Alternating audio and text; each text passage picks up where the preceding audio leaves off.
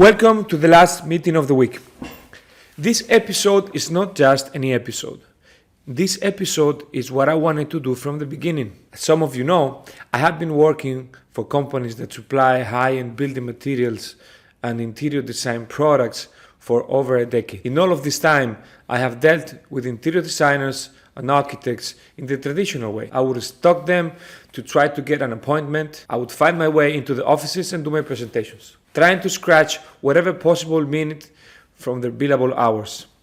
It was my sales targets against their working and sometimes private time. There had to be a format in which we could establish a different way of communication, one that would offer value to the design community and just not trying to sell to it. What if, I asked myself, what if I could create a platform for them to talk about themselves? Somewhere in which they could explain with their own words the projects, the problems, and the solutions. Once per week, I could flip the tortilla, and instead of me talking, I would leave the spotlight for the other side. This was the inspiration for the last meeting of the week. It had to be a place in which, for once, I am the one who listens and someone else presents. For the first episode, we have Emma Maclean, a friend and brilliant designer that will be one of you that will dictate how interiors are done in this city in the future. She worked for a big firm until she decided that her name should be in the company logo. And I'm very happy that she made this decision. Today, I welcome Emma Maclean.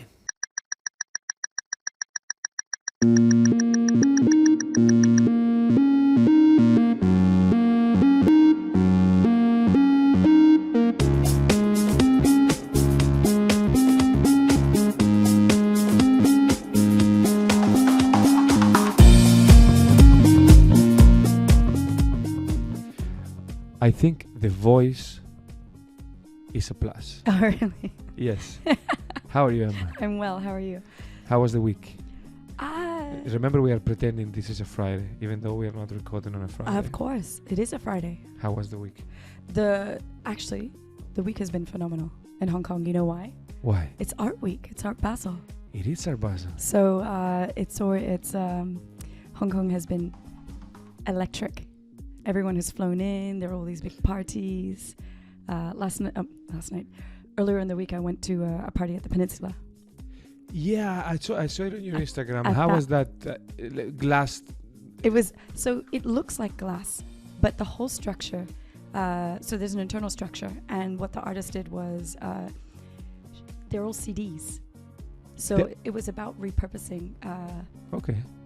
Using a used product, and it was fantastic. And what they did was they had all these lights shining on these broken CDs, and it looked magnificent, like glass. It just sparkled, and they put it right in the center of the Peninsula lobby. So normally when people go there are all these tables because that's where you have high tea, and they cleared everything else out for the party. So it was awesome. Nice. Yeah. I have to spend some time. I have the feeling that I'm going to get to Thursday without doing anything because this is a very busy week. Very, yeah. But it is worth it. In these moments is when you actually get your hopes up and think that Hong Kong is going to be back to wherever it was completely. before. Because it does feel. In fact, it's funny you say that. I have quite a few industry friends, family friends, and so on. They're all flying in for this week. Half of them are involved in art and the other half involved in design. And the first thing that comes out of their mouth, I'm just so happy to be here. And we're like, of course. Yes. It's beautiful. So there's a lot of good energy running around. It's incredibly positive, and Hong Kong's putting on a show. So I'm enjoying the whole thing. Brava. Yeah. You carry Hong Kong on your heart. Most definitely. Do you want me to explain why Hong Kong is in my heart so much? You can explain whatever you want. I do it in a nutshell. So I love Hong Kong. I'm very attached to the place, not just because it's this beautiful island, or many islands. It's in my history. So my parents came here when they were 18, and it's quite a funny story. My father, on his 18th birthday, got a ticket from his father to catch the boat from Sydney to Hong Kong. And Hong Kong was the changeover point from where he could get a plane ticket to London to go to art school. And his father said to him, I have enough money to give you the ticket for the ferry, which took 6 weeks from Sydney to Hong Kong. And once you arrive, you need to sort yourself out and find some money and a job and let a few months go by and then take the plane to London. And he never left. So both my parents ended up staying, my father particularly on and off for 55 years, and my mom was on and off, but ultimately 55 years. So, but I'm born in Taipei, which adds a little bit. My sister, so for people who don't know, my sister and I, we're twins. And what often happens with twins is that they're premature. And my father, who was based in Hong Kong, had a project working for the Hilton Hotel in Taipei. I see. So my mom and dad were going back and forth, and my mom was there, and she gave birth to us early. So we ended up being born in Taipei. It is very cool when some of things happen, because you will always have in your passport that you were born in Taipei. It makes it very because wherever I am in the world, I go into Italy. Why are you born in Taipei? It's a long story. Or when I go into China, why are you born in Taipei? I was like, it's a long story. And I sit down and explain it to people, and they listen, and they're like, wow, okay, that's really cool, but snap the passport, keep going. I'm like, okay. So yeah, it always makes for interesting dinner party story. So, it does. Yeah. Now, but of course, my father had a business running in Hong Kong, and he was an interior designer. My twin sister, interior designer, and myself, interior designer. So, you know, when you're little and your father's in the dinner table going, oh my gosh, today this client did this and that, and we had the feng shui guy come in, and he made it, you know, everything go upside down, and you're like, oh, okay. And then now as an adult, you're going, we have this project and it needs to get finished on time. And the feng shui guy's like, you need to open on this date. And we're all going, oh my gosh. So it's like deja vu. So very often people say to me, oh, you know, I'm leaving Hong Kong because it's not the same. For me, it's exactly the same. It's this place that is always changing, always moving, always evolving. But it's never the same day, 2 days in a row. It's always changing, and it's changing into another being. And so for me, 97 was more of a change because there was many people left. But then so many people came back. So I always see this wave. Yeah. And my parents lived during the 67 Hong Kong riots. They were in Hong Kong for those. And they would tell us all these stories about what happened. And so I feel like I've lived a few lifetimes in Hong Kong. Not just one, or not just as a typical expat. Yes. Yeah. Anyway.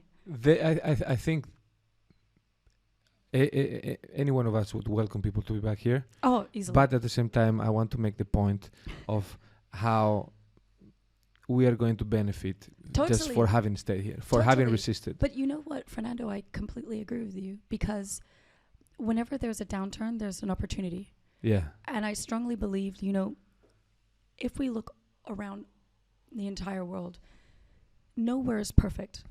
Mm-hmm. And we're so lucky to be here because we're able to thrive in our work environments. I studied in Sydney, my degree, interior architecture.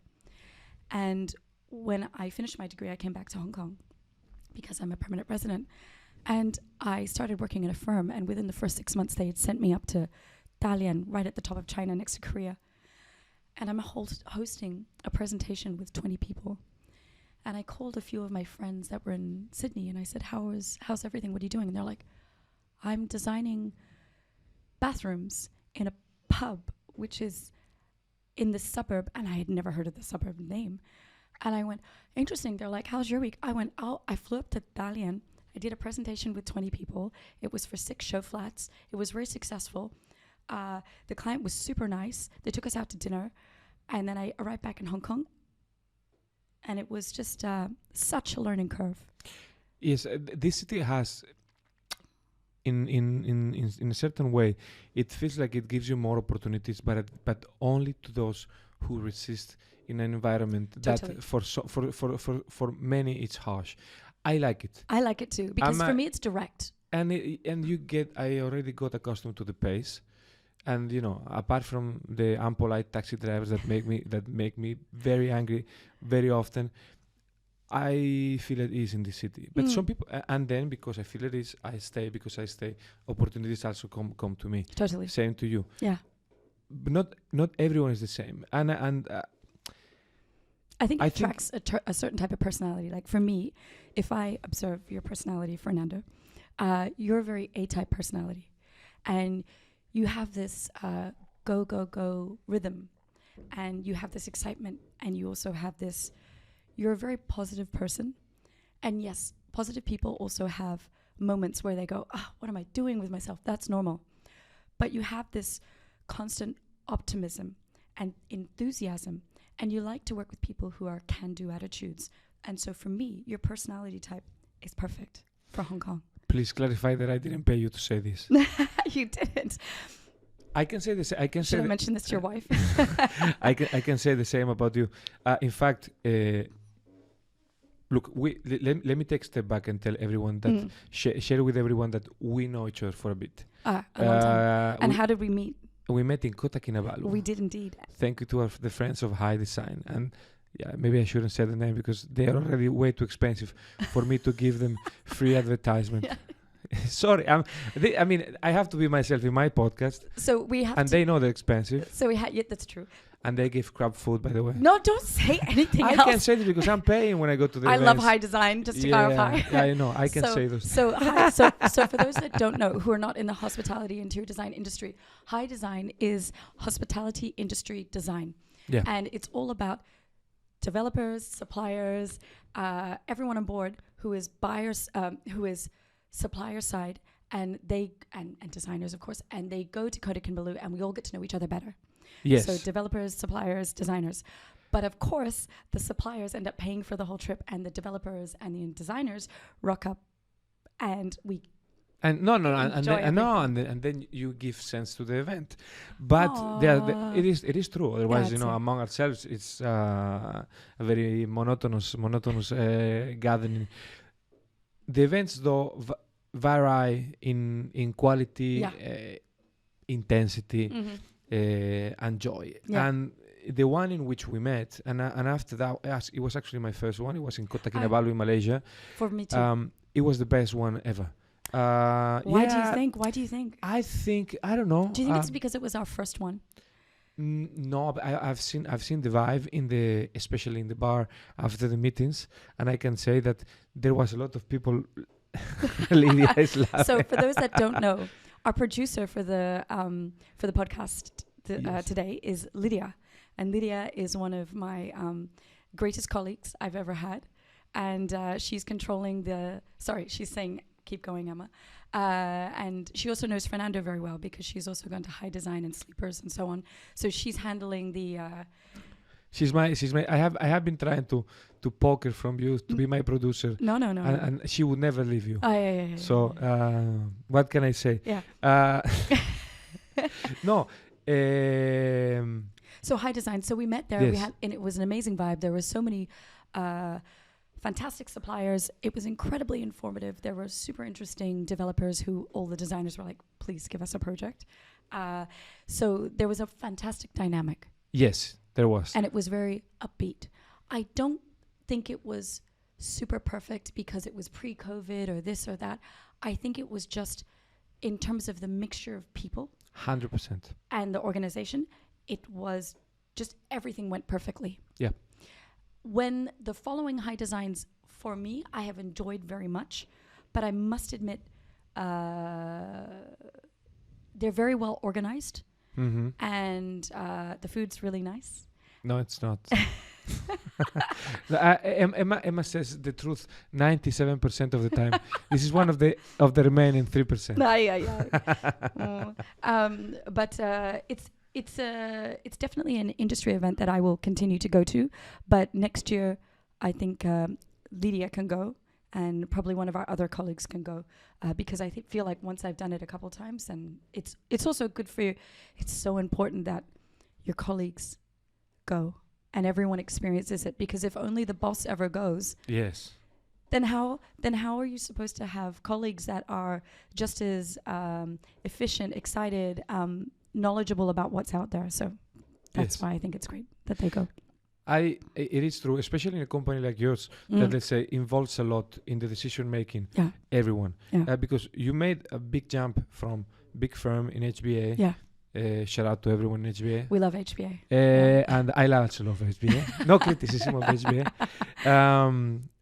And then one day I believe you said, I deserve to have my name in the as part of the company, and you took that leap, which requires a lot of courage. But I think you were very smart, very talented, among other things, in doing one thing: surrounding yourself with people that have are of exceptional quality, to be frank. And I don't say this because let's say I'm also good friends with Lydia, but Tasneem, and now you have Arthur. Yeah. So I can I tell you, you're totally right. How do you find these people? Well, sometimes they find me. So I would say with the very first significant colleague I work with, you'll notice I'll never say staff, I'll always say colleague, because I'm in awe of the people I work with. So Lydia I met because she was studying at a design school that I was teaching at, and Lydia was changing professions, which is incredibly admirable. And I just noticed her consistency and her commitment and her serious nature. And Lydia will probably tell you sometimes that I'm not always serious. And we make a very nice balance between one another. I have a huge amount of respect for Lydia, and we work very well together. And it's so important that you surround yourself with people that you have respect with and you admire. Lydia can do things on SketchUp and arrange planning much better than I can. Tasneem is much better at problem solving than I am. Arthur does these beautiful renderings, and he's exceptional with working out flow and planning as well. So everyone in our office has an exceptional quality, which I completely admire, and that will never change. Yes. I feel that with offices in the past, what happened was they were like, I need someone. And so much of our team, they are so, everyone in our team is so special, not because of their skill set, not just because of their ability. They also have an amazing can-do attitude, and it's personality based. Everyone in our office is actually quite serious, with a little bit of a cheeky sense of humor. I do think you need to be in the office, 95% serious. And then you also need to have a bit of a sense of humor too, because let's face it, we're in design, stuff goes wrong. And work without fun is boring. No, you general. need to joke. You need to joke. And I must admit, I actually learned that from my father when he had his design office. Very often he would say to me, Emma, it's very important, design is something where you will never work a day in your life because you will love what you do. But occasionally you need to have a joke. So if you don't joke, what's all the, you're missing out on all the fun. And designers, and even though you're not a designer, I would actually like to put you in the creative field, because I do feel that you have a creative element about you. I'm taking in everything you say about me today. Thank you. No, that's okay. You are a creative person, because creative people, we're a little bit tortured. We really love what we do. We give our absolute all, and our hearts and minds are so involved with what we're doing, but we almost lack total logic and common sense. When the printer works, you can break down crying and be super excited it works. Like the internet blew out this morning and we were like, what about my SketchUp file? So you have to be a little bit quirky. Normally my sadness turns into anger very fast, which apparently, from what psychologists say, is a very, let's say, very common totally automatism. Completely. Thank you. All of this, wow. Is this overwhelming? I'm sorry. Is it too much? No, I don't know what to say.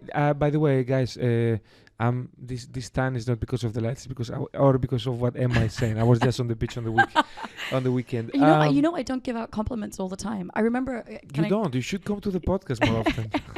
I'll tell you a really funny story.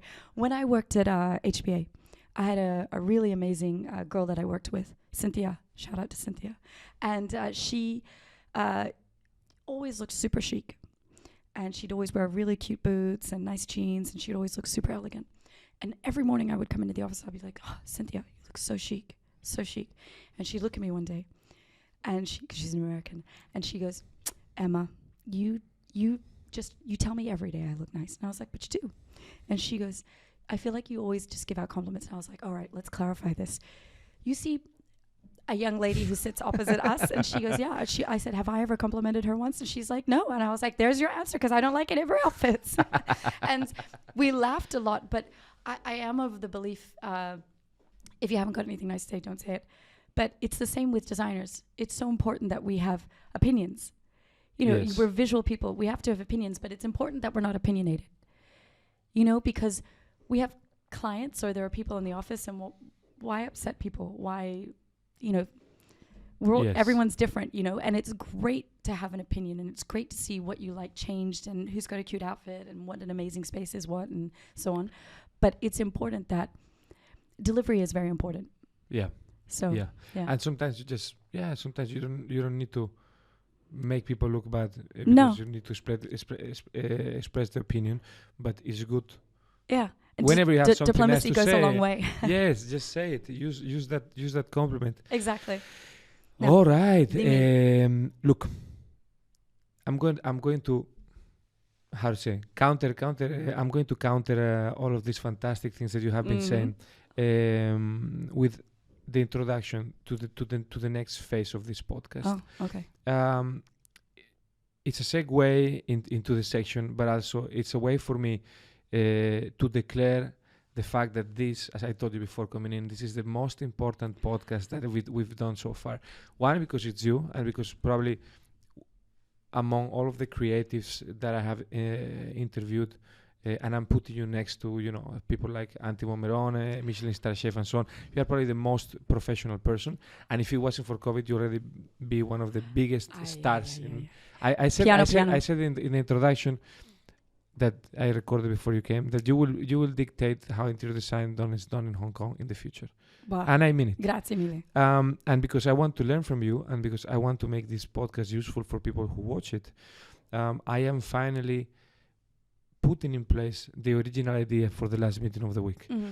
The last meeting of the week was a way for me to transform my laziness, i.e., the fact that I hated chasing architects and interior designers knowing that I was stealing their time, and trying to flip the tortilla and said, okay, for once per week, I'm just going to have someone else do the presentation, and I'm going to give these designers that want to spend some time with me the chance to talk about their projects and to explain to them in detail, because sometimes the problem with nowadays is that everything is so fast, so quick.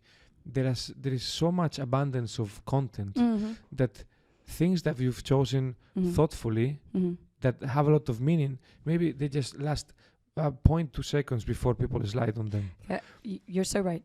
You know, and it's funny because everybody is so drawn and fixated on a final image. Yes. And a perfect image. Doesn't matter what industry, it's all about the perfect image. And there's so much meaning in every single image. And when you break it down, then it actually becomes real. Yes, exactly. Yeah. So this is a little bit of how it's made. You were super kind to put together a number of projects. A couple of projects. We have two categories. One of them is probably the one with the bigger number is projects in which we're going to talk about for a little bit and just give different keys to understand them. Sure.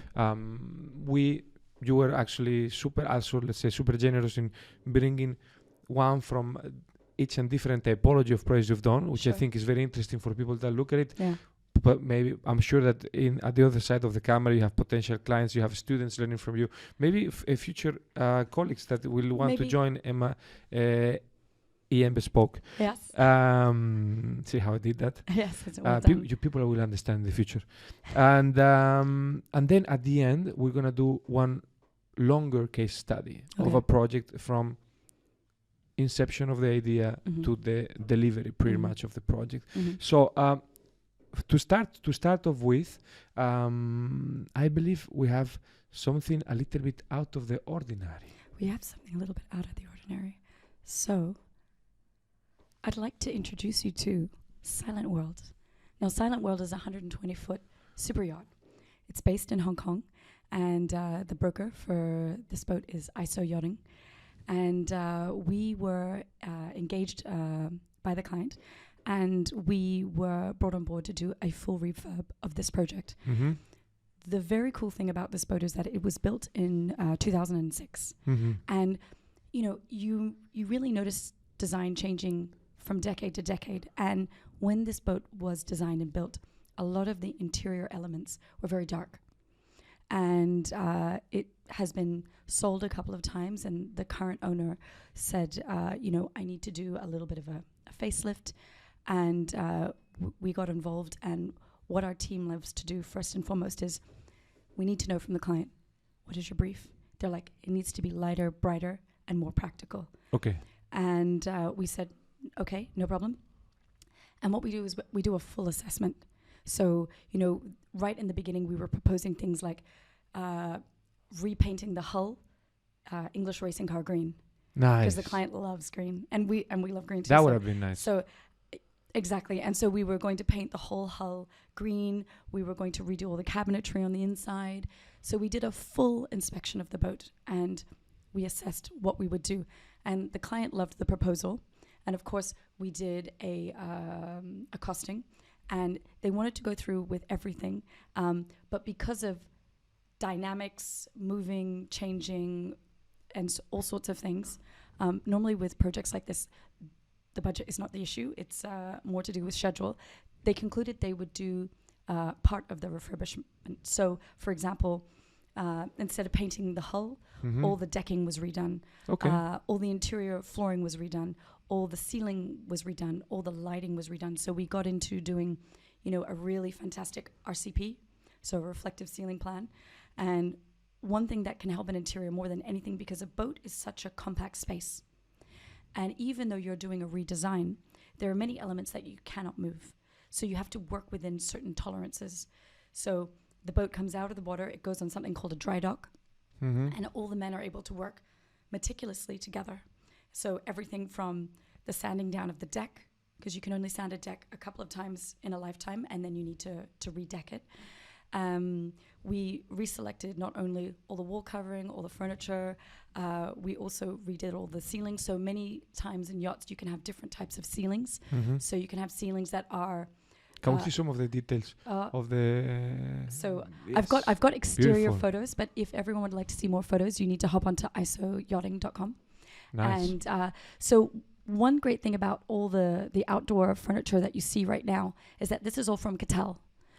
And Cattell is fantastic because it's outdoor. And one of the requirements from the client was it needs to be more practical. Because if I'm going to charter this yacht, if my kids are going to be on board, all that kind of stuff, they're like, a lot of the time with yachts, things are so pristine and so beautiful and so elegant, but they're not practical. So we wanted to inject this new element of color. We wanted to also have a consistency between inside and outside. So we went with Cattell. And Cattell has ranges which are a little bit softer for outdoor, but they still, all the fabric is very high in terms of rub rate, in terms of a sunfast, pilling, everything.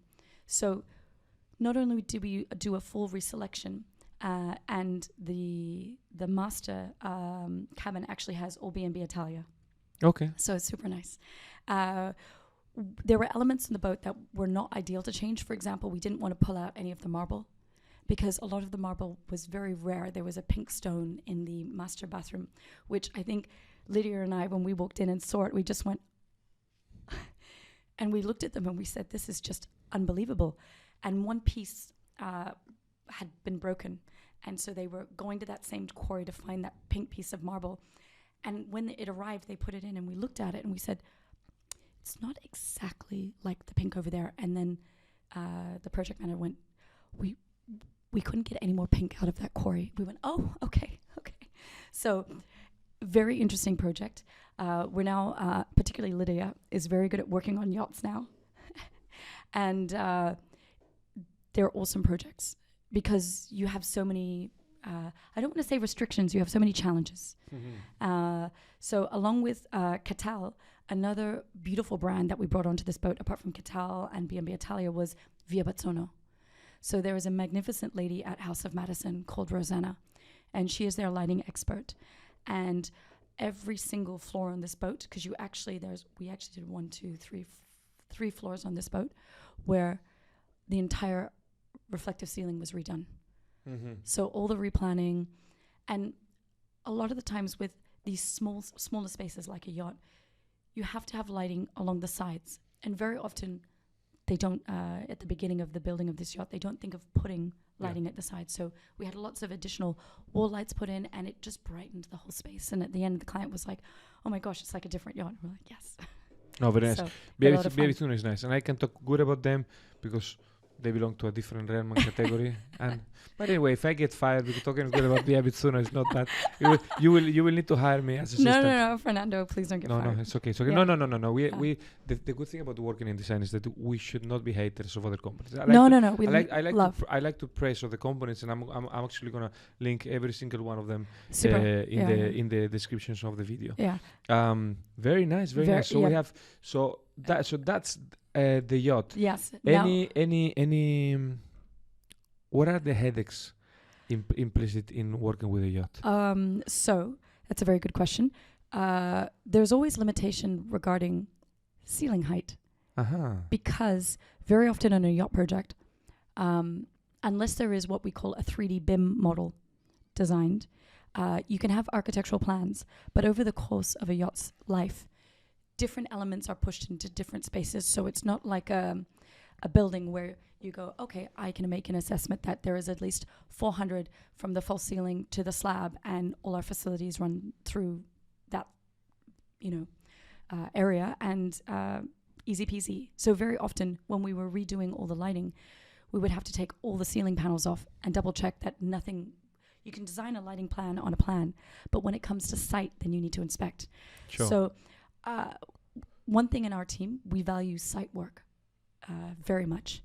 And so often designers design something beautiful, and there's absolutely zero practical element about it. So we went to site a lot for this project, and we had to always come up with a backup plan or a solution. If a light couldn't go in the exact location, why? Could we shift it off to the side? If you shift it off to the side, it would also cut something else. Okay, then we need to relocate it somewhere else. Okay, but if we relocate it, will it provide a certain type of curved detail on the wall? We don't want that. We want it to be used in a different way. We want it to be better diffused. So it was always those kind of discussions. Also, of course, being very particular in terms of the materials that were selected. So, for example, we selected a timber, but of course we had to explain to the manufacturer that it was actually meant to go on a yacht. So it had to have a certain type of seal applied. Also, with regards to the wall covering, we went with a very luxurious vinyl. It doesn't look like a vinyl. Firstly, it's an Italian vinyl. So it's beautifully made. However, it also has fire resistancy. It's fire retardant. It has a high rub rate. It has this fantastic texture. But there's zero issue in terms of if something, God forbid, ever happened on the boat were to be in a fire. Yeah.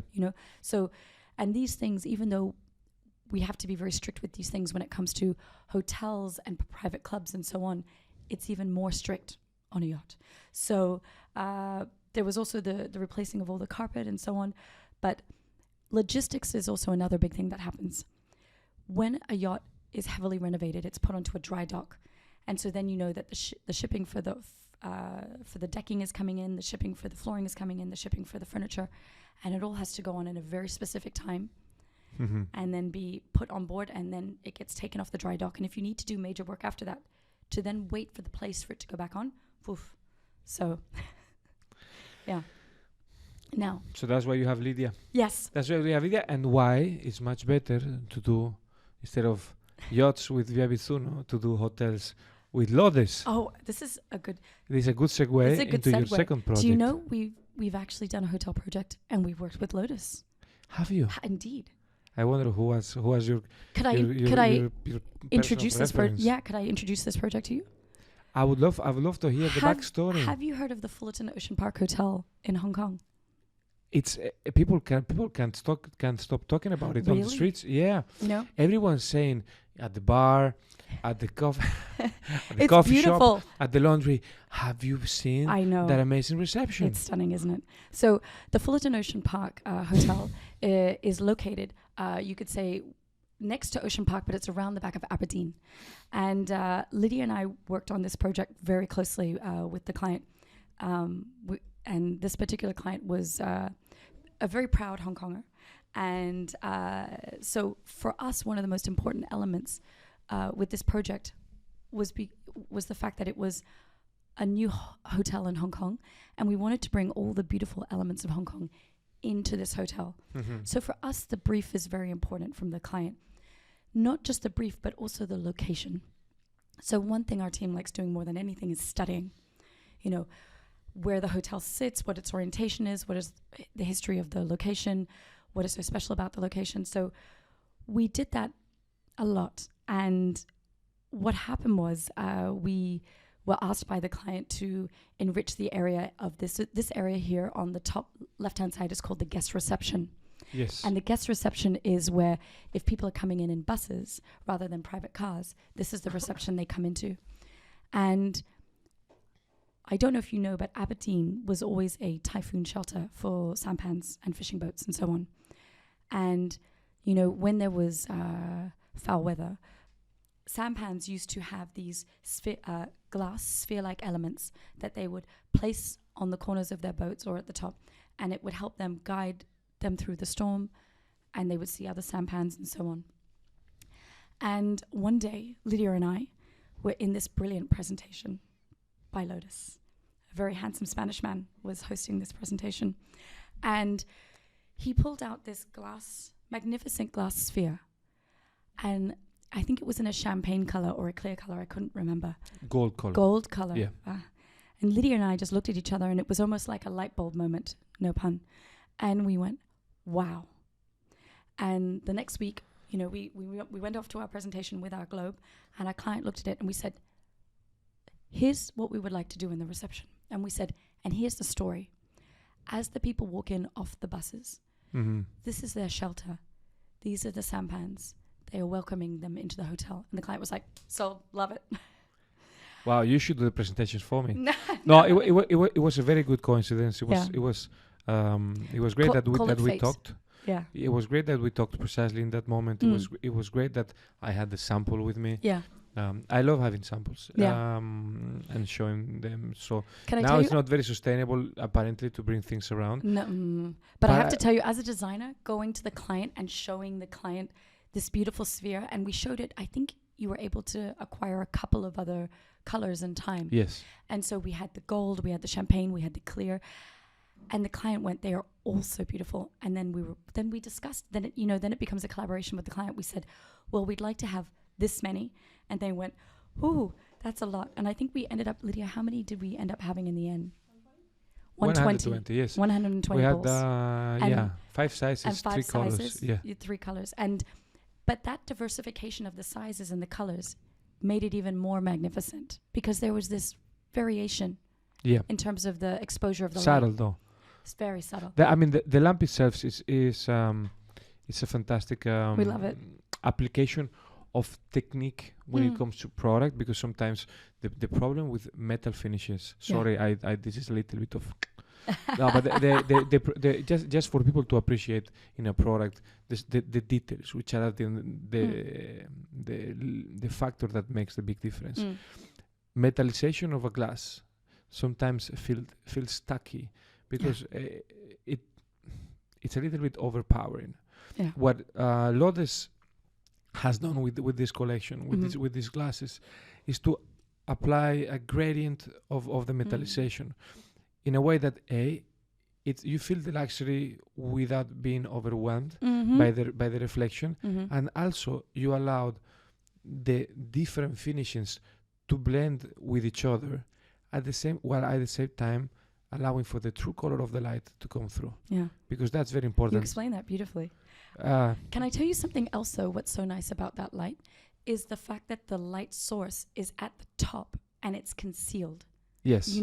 Whereas for many years, people would have the glass sphere and they would drop the light in the middle.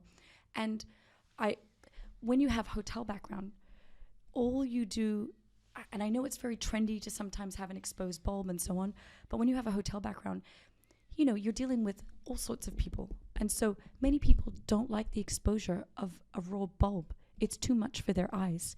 And so this subtlety, the fact that it's at the top, it's slightly concealed. So you do get the illumination, but it's just, it's true ambience, you know? Yep.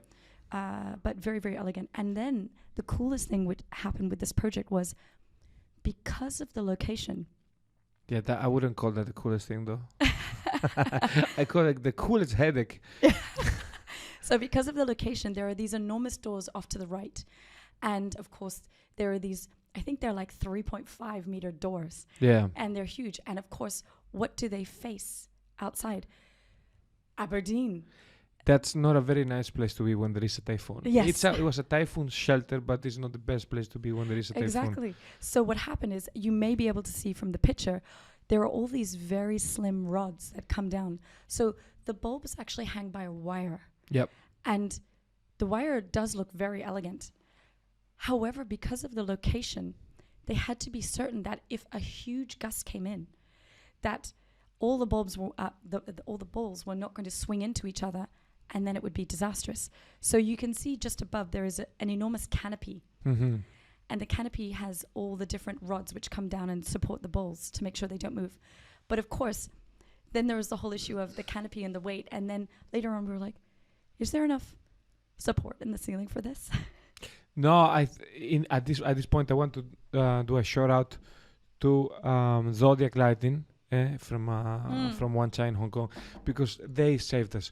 We are one of the fastest delivering companies in for sure in Italy, but I think worldwide when it comes to products that are, let's say, from off the shelf in a warehouse. Proprietary, yeah.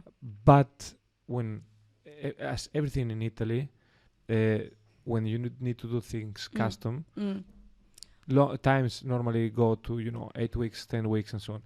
And we discovered we needed to do the rods and the plate 3 weeks before the delivery. So in this case we coordinated with Zodiac. They enabled us to implement the drawings, all of the technical specs, and we delivered the project. I don't know if you know this. You remember this? But since we received the order confirmation until we delivered everything on the job site, there was only a 3.5 week gap. So yeah, I don't know. I hope I can still brag about this project at least for a couple of more years. For sure. Because we really did very well, having in consideration that we had all of the restrictions COVID related still in place. Of course. So well done. Grazie. All right. Grazie. Now I wanted to actually show you a couple more Fullerton things, if that's okay. No. You're getting ahead of myself. What? But I allow you, because I was actually going to ask you about an amazing furniture piece that I want to buy for my house. Oh, really? Yes, I do. Oh, I already asked you about it. Do you need a designer to design you an amazing furniture piece, or did you see one that you liked so much? I saw one that I liked so much, and it's precisely the picture on the right. I see. Oh, Oh, well. You should be my co-host. I think we. I'm sorry, Fernando. No, that's nice. So, I love that you appreciate this piece so much. So, this piece is custom designed by our team, and actually, the lead designer on this was Lydia, and this has a few very special elements. I should actually let Lydia talk. Do you want to jump over here? No, she doesn't want to. Okay, cool, fine. So this has a few very interesting elements. It's a seat, obviously, for 2 people, and there's a small division in the middle. But there was a lot of thinking involved in this before it was selected and designed. First and foremost, this view is outstanding. Where the hotel is actually located, it's on it's very slim. And it's what's called a single loaded corridor, which means rooms are only on one side. Rooms are on one side, corridors down another side, which is quite unusual. In every single hotel I've ever worked on, it's always been a double loaded corridor. Okay. And I have 16 years of experience, so just to give you a little bit of perspective in terms of the shape of the building. Now, one side looks straight down into the water, which is beautiful. You feel like you are part of the water, which is the guest rooms. The other side looks directly onto the mountain, It's a beautiful location. And because the mountains, the vegetation in Hong Kong is so lush. It's like a forest. It's magnificent. When you look out to it, it's like a painting. So your initial reaction is, why would you cover it? You know? Sure. And very often in hotels, all hotels, you go to any hotel in Hong Kong, they have a console table, they have a place where flowers are, they might have a phone, they might have 2 armchairs. They have all these different types of arrangements.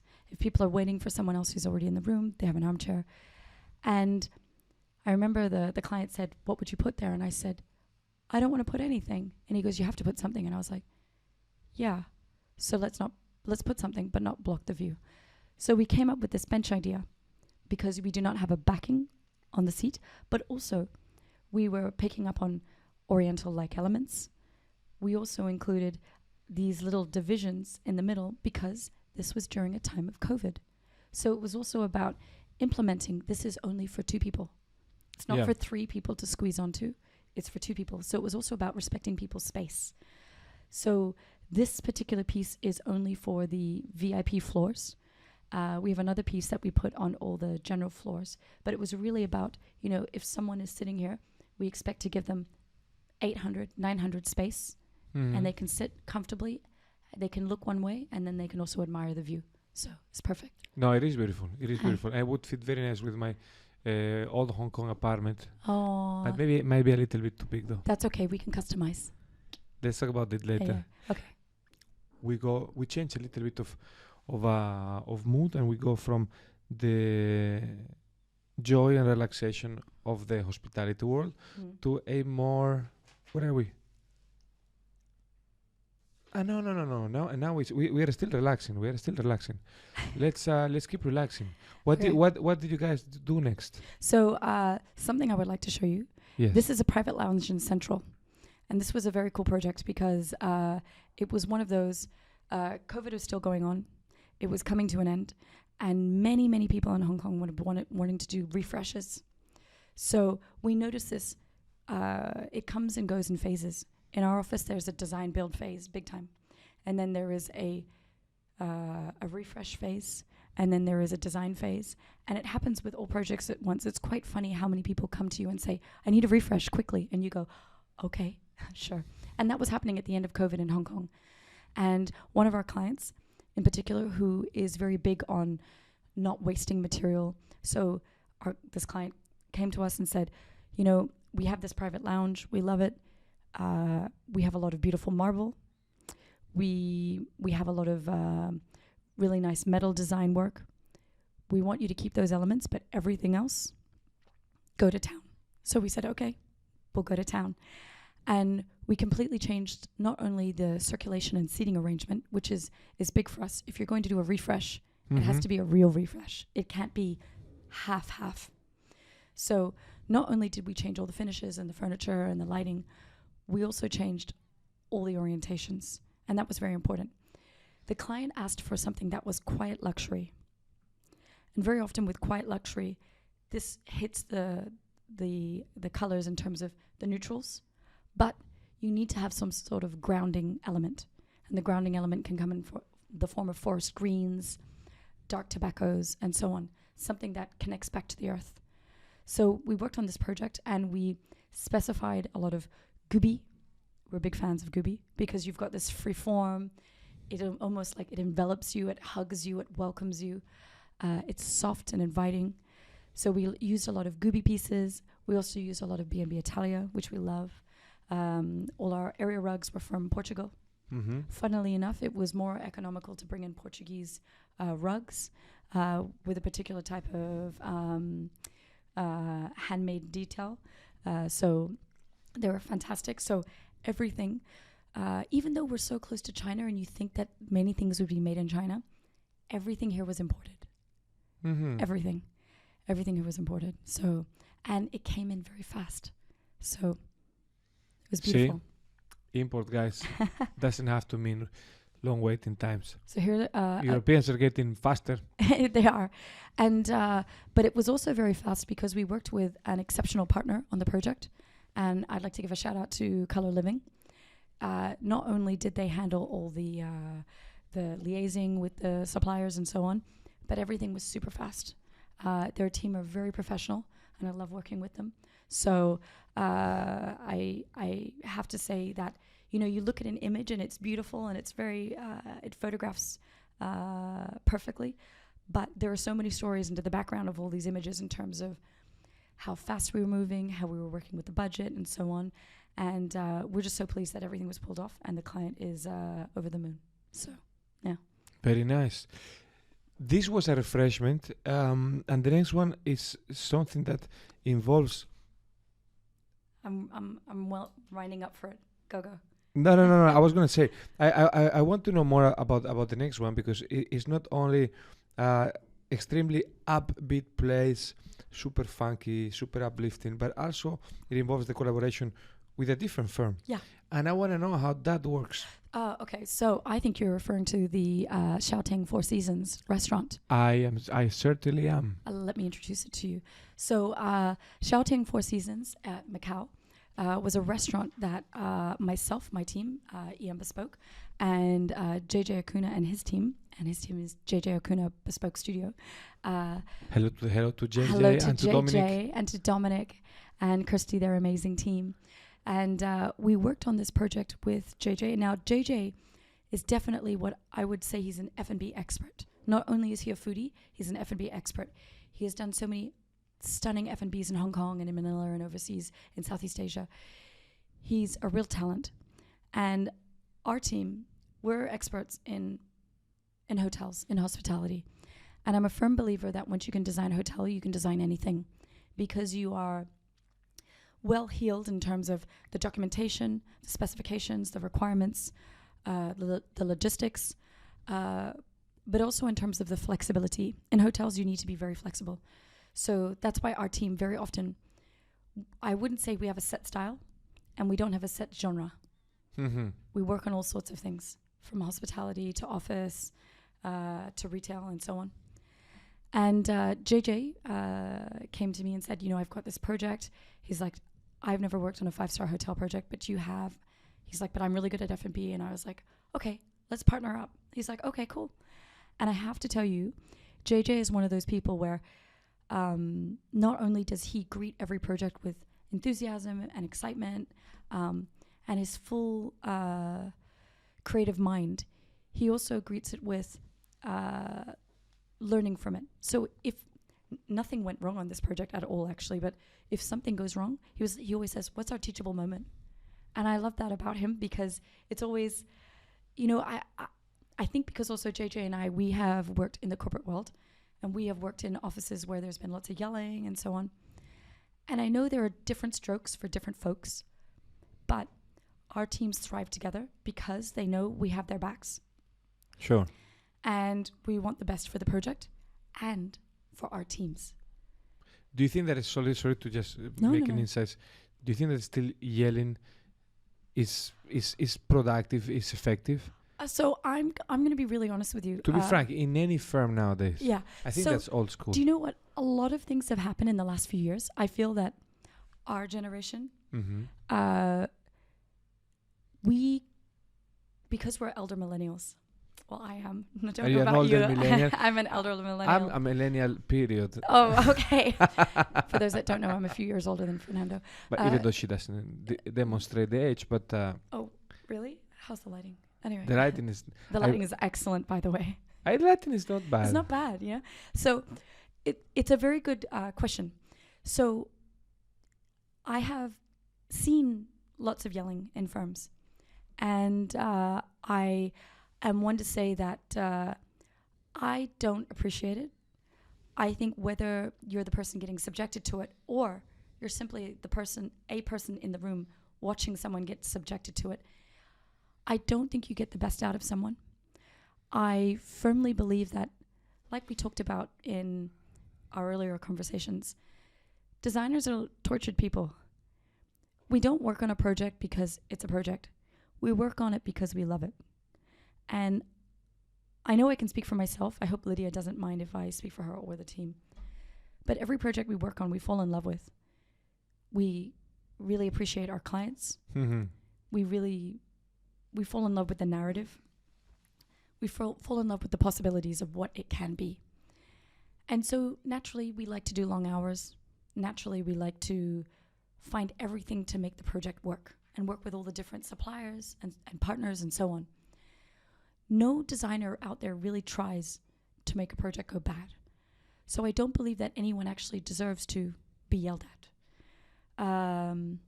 Yelling is something that is counterproductive. And I think, like, my team have seen me, I don't yell. I can be very serious, but I don't yell. I don't believe in yelling because I also believe as a boss, I set the tone. Yeah. And I have seen it in offices where a boss is yelling and then their understudy starts to yell. And I think we all learn through example. It's almost like being a parent and a child. Mm-hmm. And I knew when I set up my company, I wanted it to be a company that I hoped that I could experience. And so, you know, everything from days leave, we have lots of days leave in our company. Flexibility, we do have flexibility, even though I do not promote working from home. For me, we're still millennials. I'm not going to promote working from home either. Is that, you need to have a reason to be in the office. No, you need to have a reason to leave your home. It's boring to stay at home. It's boring to stay at home, and it's great to see your colleagues. Yeah, sorry I interrupt all the time. But if someone's not well and someone needs to stay at home, someone's got a sick kid, sick dog, whatever, stay at home. It's fine. Yeah, that's totally cool. It's all about flexibility. But I also believe in getting the best out of someone. And you have to have a certain, you can't be, you're still a boss. You can't be too compassionate. But you have to also be compassionate to the point where stuff happens in people's lives. And you cannot penalize them because of that. And whether someone missed something on a specification or a document or whatever, honestly, I don't care. If everyone flips up, I'm going to be very PC today. Yeah. Everyone screws up sometime. It's nice. It happens.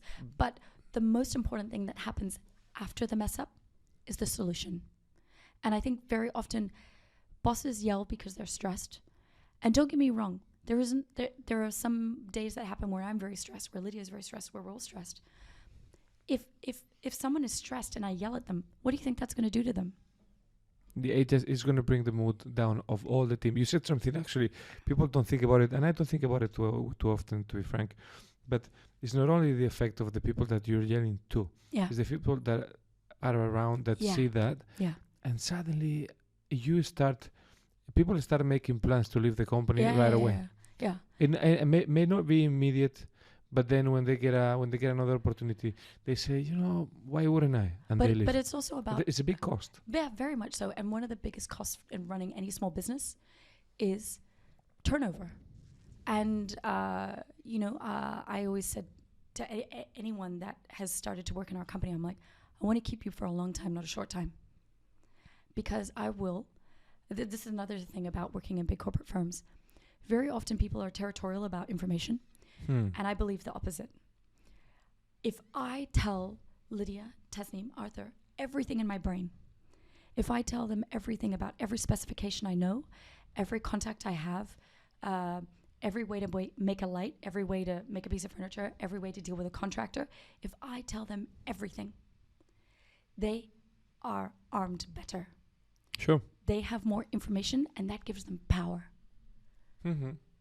So I don't believe in holding information or being more important.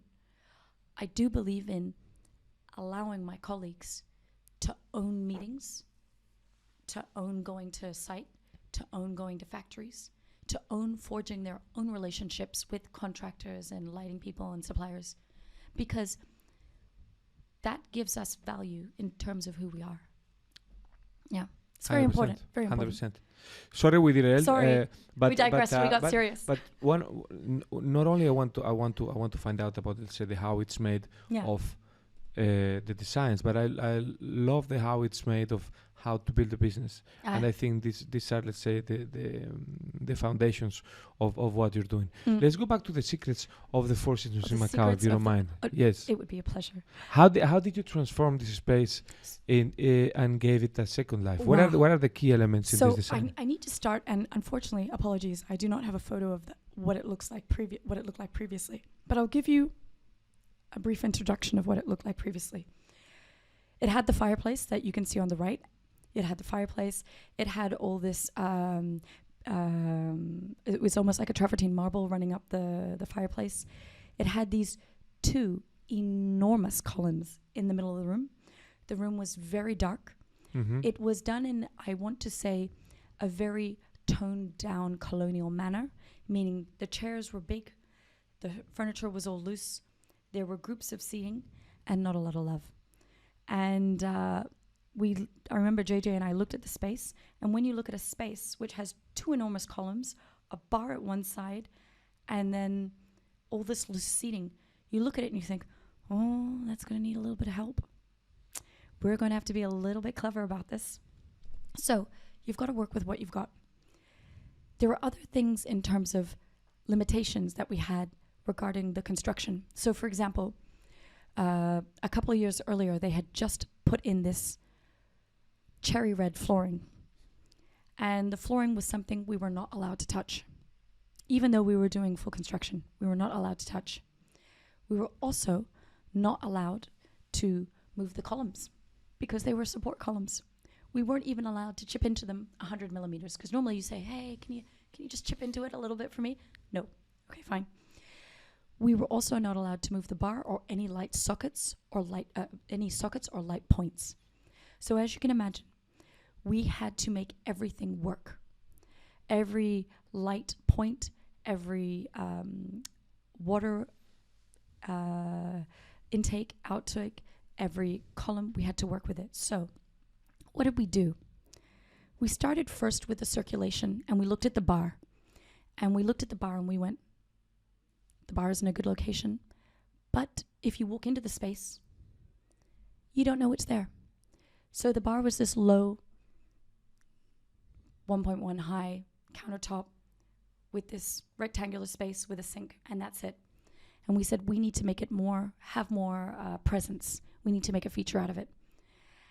And so we built this canopy-like detail above. You can see the structure. It's all in metal. So apart from recladding the bar and putting the structure could not touch the ceiling or the back wall because we were limited in terms of the fire services. Unless we wanted to apply for a totally new license in terms of packs, number of packs, and the bar itself, there wasn't time for that. Because during COVID, there was this whole mentality, how fast can you do a design? How fast can we do the renovation? Because we don't know when everything's going to be lifted. So it was that kind of mentality of, we really need to move. So a lot of people during COVID were like, oh my gosh, this is so boring. What am I going to do? And I'm like, no, it's busy. Let's keep it moving. Yep.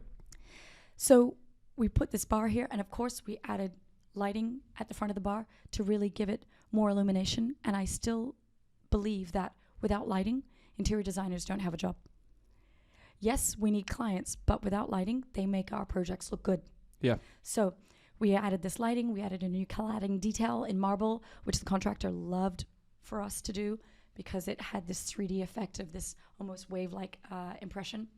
You'll notice also there's a seating group of 5 over on the left, 3 on the sofa and 2 loose seats. That's because there was an actual seating there originally. And we thought to ourselves, originally there are all these seating groups around these very large, if I go to the next page, you see these very large columns. How are we going to make those more intimate? So we thought, we're going to dress up the columns. We're going to add a little bit of mirror. We're going to add partition details. So there's this element of seen and not seen. This element of people can walk into the space. They may not necessarily see someone immediately. So there's this element of privacy. But there's also this element of discovery as you walk around the space. Yes. So you can see here, these screens are quite elaborate. There's a solid section at the bottom. There is an open section at the top. And mind you, everything, all these screens, all the chairs, all the area rugs, they're all loose. They can all be removed. Sure. So if they host a very large function there, no They problem. Yeah, exactly. So again, working with JJ, it was all about that flexibility. We were like, how are we going to do this? How are we going to do that? Yeah. It was very cool. So those dividers, by the way, yeah, they would make amazing doors. they would. I would love it if they were doors. Yeah. They We they're could do that. Yeah, very, very nice. Yeah. So the cool thing also about this project is, as well as it being a collaboration between myself, my team, and JJ's team, it was also a collaboration with a few other fantastic creatives. So you'll notice the area rug. The area rug was actually designed by a fellow called Emma Maclean, and he designs the most magnificent rugs you've ever seen. Now, we actually wanted, generally speaking in F&Bs, we always don't put carpet everywhere because there's the cleaning aspect.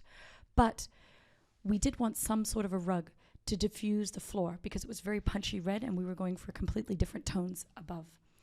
So Omar Khan designed the rugs, but then we also had a very beautiful, and I'm going to go backwards for a sec, very beautiful artwork. And you can see it on the bottom left here of the page. And this artwork was designed by Elsa Jean de Deux. And she is a super amazing, super famous muralist in Hong Kong. I admire her a lot, to be frank. Yeah, she's got a fan club here. And I really hope she can make it to this podcast. Hopefully. I haven't invited her yet. So please. Yes. Honor me with your presence. I've spoken to her a few times. She's very cool. She's very cool, yeah. So not only is she a muralist, and a painter, she's also an artist. So she's selling her pieces individually now, and they are very textured. She also is this hardcore runner. So she's won Moon Trekker. She's also won the... She's won the Moon Trekker. One Moon Trekker. She's also run... What else? Like, if you think of like all like the 100K runs in Hong Kong, 100-kilometer runs in Hong Kong, she's won them. Oh, wow. And now, when you say to her, oh, Elsa's an amazing runner, she's like, no, I was. Meanwhile, on the weekend, she will think nothing of like throwing her 2-year-old son on her back and then like hiking up to the peak. And I'm like, isn't he heavy? And she's like, no, it's fine. But she doesn't go slowly. She goes like really fast. Yeah. She makes all of us who look fit unfit. So she's very impressive. And this was a first for her, working with the metal and so on. And she designed the most beautiful piece. And this artwork was based on the idea of the sampans. Yeah. The glitterati of Hong Kong and Macau going back and forth, enjoying the elements of Macau, whether they be Portuguese, whether they have the Chinese infusion, whether they have the colonial elements. And so this whole artwork is at this back wall of the restaurant, and it's really spellbinding because every direction you work in, because it's 3-dimensional, you have a different take on it. So this was the first time for Elsa to work in metal. So she was like, this is so a new experience for me, but it turned out beautifully. So we loved it. And as you can see, it was shortlisted for an A&D award. And we're back. Oh. Sorry for this interruption. I had to go to the toilet. Please cut that out. But we are humans. And the good thing about podcasts is that we are actually not... We have to be serious, but we have to be real. Oh, we must be real. This is why I like podcasts. Because, it goes back to the perfect photograph. Mm-hmm. Everything can be faked. However, if you are smiling, dancing, being the monkey in front of the camera, so to speak, you can't really hide that much of yourself. Unless you're a professional actor, you can't. Yeah. So I like seeing the real Fernando. Yeah, it's actually... I'm always the real me. Yeah. So the other day I was meeting with someone and he said, I like you because you are being informal. And I was actually not trying to be informal. And I realized this is the way I do business. So I think I talk in a very easy way, very relatable way. For me, you're very engaging. I feel that when you're talking to me, well, look at the face. No, I do. But I think it's because you are a type of person. Like, for example, you know who else I feel that about? Mm-hmm. Your wife. She is. Yeah. Because when I speak to either of you, you're both totally engaged and sincere. And you might one day have a bad day. And you're like, oh, Emma, so sorry, I'm so grumpy. And I'm like, you're grumpy? I didn't realize. Yeah, I feel very, yeah. Because there is a sincerity. We all have good and bad days. So it's nothing to apologize about. So no, but never change. Maybe I should be, if I want to have success in life, I should learn how to be more serious, more in one piece, composed. I disagree. Because being your authentic self is more engaging. People have a better rapport with that. I think so too. I think so too. I for many years had a Japanese colleague at HBA, and his name is Junya Fuji, Hello. Shout out to Junior Fuji. Hello, Junior Fuji. And Junior is one of the most magnificent designers I've ever worked with. In fact, I think I have produced my best work with him while I worked in corporate. Since having my own firm, also it's a different story. But when I worked in corporate, I produced my best work with him, and he would always say to me, "Oh, Emma, you are so charming." And I said, "I can assure you, I'm not." He would be like, "You are so charming." He's like, "Now, please help me do my presentation for me." I was like, yeah, Junior. But, it's not about being nice all the time or putting on a show. That's very important, because I think people can feel that. Yeah, you need to be real. If you're real, I think people trust you. Yeah. And if you actually work ultra long hours, there is no other way just than to being real. Yeah. Because otherwise it's just too exhausting to pretend. Do you know, I had a colleague, a friend of Junior's used to say to me, "Oh, Emma, you're always so positive during a project." And I said, "What's our alternative? Do you wish for me to be negative and complain and bring the whole mood down of all our colleagues and make the client grumpy because of my mood and do this and that? What good does that have to do to everyone?"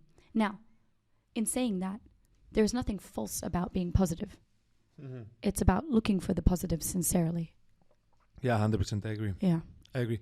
I don't know what this is, not something generic, but when you see it in I see it in some of my clients. I see it in some designers. It's like, how do you get through life? Yeah, not completely like this. But anyway, but we get through life, and I'm an opportunistic person. Mm-hmm. So I was very happy when Emma told me that she was going to share a private office that is so private we cannot tell where it is. I can't tell you where it is. But I can tell you that it has some of my lamps. It does have some of your lamps. And the cool But thing, it's not actually the main point. The main point is that it's a very cozy place, and I would love you for you to just talk to us a little bit through it. So for those that don't know, our company actually does design build, and we love design build. So though we design very elegant hospitality spaces, and we enjoy that immensely, we also like taking on the role as the contractor. Mm-hmm. Like I mentioned earlier, we love site work. We have a very good relationship with several contractors. We trust them implicitly. And so if I go to a project, this office is in Hong Kong. Mm-hmm. And we had a very nice client, and they had certain requirements. They wanted a library. This is a library that you can see up on the right. They wanted a small meeting room, which you can see on the bottom left. They wanted a boardroom. Then, of course, there was the open space for all the staff.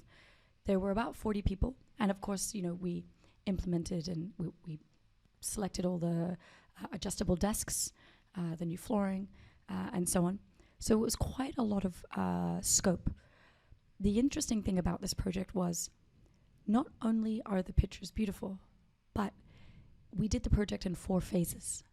And very often, because offices are offices, and if the client has a particular type of software or system, they want to be trading during certain hours.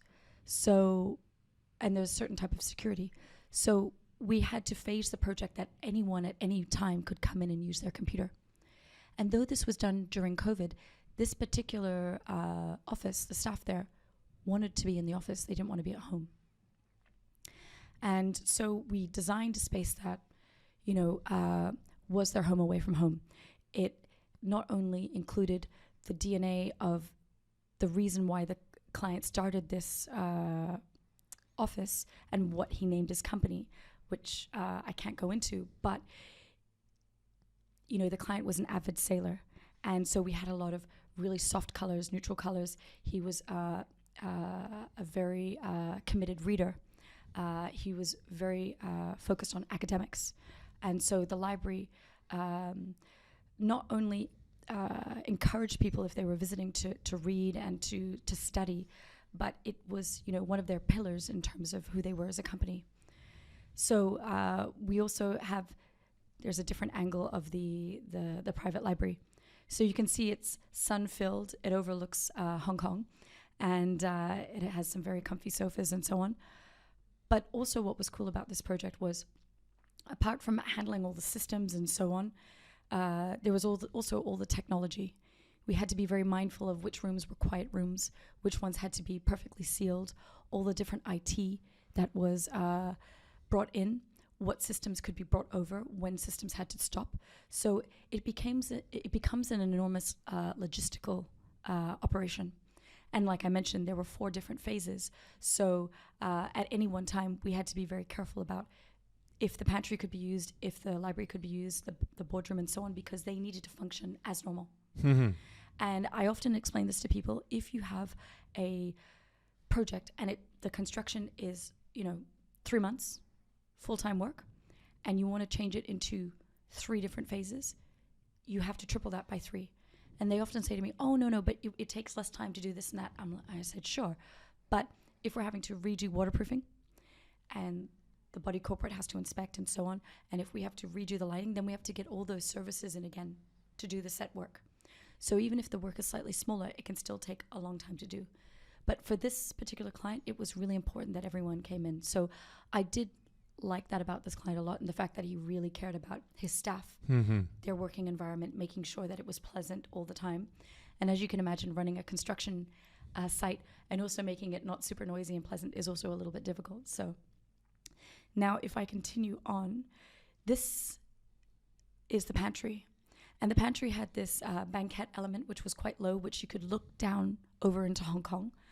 There are all these concealed sockets underneath. The tables are all 600 high, so it had a real cafe-like approach rather than a 740 height table.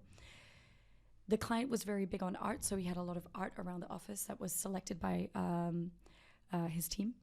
And if you can see the image on the right, these are your gym lights. Gym by Patrick Norguet. Shout out to Patrick Norguet and Lodes. Very nice. They're beautiful. What is so nice about these lights is I remember again, another meeting where we took the lights to the meeting and showed the client, and the client loved them. Yeah. And because they are not what I would refer to as a clinical dead white, they're actually like a milky white. Not a beige, not an ecru, but a milky white, so there's a softness to them. And not only is the shape in like a typical bell, it's soft and gentle and cocooning. So it really welcomes you. Mm-hmm. And if you're working and it's above you, it's quite a soft element there. And for those that don't know, the element that goes just above the actual shade itself illuminates when the light turns on. Correct. Which is such a sweet detail. So when you walk into the space and the lights are on, just a little bit of the top also illuminates. And again, it's a feature that makes you smile. It's that extra element that you look at it and you go, oh, I like that so much. And that's the whole aim of interiors. That's what we want to do. We want people to walk into spaces and allow them to feel comfortable and smile. And it's funny because very often people will say, well, I can buy this light on Taobao and I can do this and do that. And I say, sure. But quality trumps quantity. You need to always go where the quality is. So what was also cool about this pantry is the table is at a standing height. The chairs are Muto, so they are a stunning design, incredibly comfortable. But the whole idea of the pantry is that you could either stand or sit when you work. And everything is completely concealed, so there's nothing to interrupt the mind. It's very calm. It has a very soft, light color tone. And of course, there's a column that we couldn't move, but c'est la vie. But we had a lot of fun working on this project, and it was a very, very nice client. So, yes, if anyone needs a brand new office or any design build, just let us know. I'm gonna clip those. I'm gonna clip this part because I love how you sold the gym and the rest of the project. And although I'm a little bit scared that if you're not such a talented designer and you wanted to make the jump into sales, you would steal my job. I don't know if I could be as talented as you, Fernando. Ma che talented. No, good. Now we're going to do a little of a harder transition. Okay. Because the last part of this of this talk that we're having involves a project. Not only, let's say, we'll describe a project not only with the final result, Mm-hmm. but all throughout the process. So And when you showed this to me, I was yes.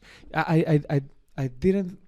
To be frank, the dry run that we had of this episode actually created the format itself. no. Yes, it did.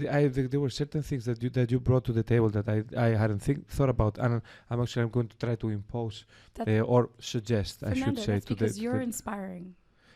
I allow myself to get inspired. Uh-huh.